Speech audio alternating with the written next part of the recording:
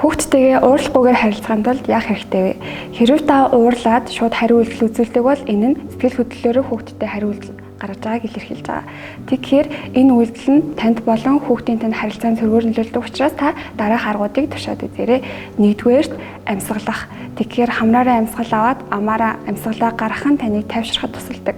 Мөн та тоолж болно. Шууд хариу үйлдэл гаргахаас өмнө 1-ээс эхлээд 10 хүртэл эсвэл 1-ээс эхлээд 20 хүртэл тоолоод туршаад үзээрэй.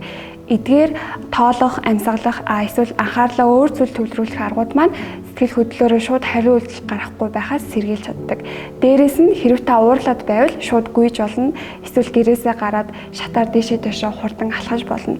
Тэгэхээр энэ бүх зүйл нь танд бий болоод байгаа тэрхүү уурын идэвхжлийг бууруулж сэтгэл зүйн балансаа хадгалахад тус болдог. За мөн цаашдаа та хүүхдийнхаа ирээдүйд дэм болох, за мөн хүүхдээ илүү сайн хүн болгож хүмүүжүүлэх аз жаргалтай байхыг хүсэж байгаа бол хүүхдтэйгээ ярилцах нь хамгийн зүйтэй.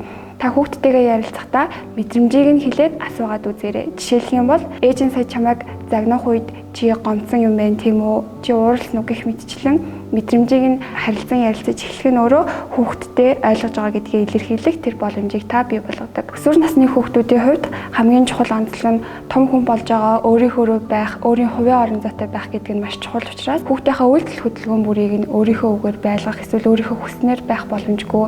Тэнд тусдаа өөр хүн байгаа учраас магадгүй өөрийнхөө мэдрэмжийг тодорхойлох тэр хугацааг нь олгох нь та бүхний харилцаанд эерэг уур амьсгалыг авчрах боломжтой.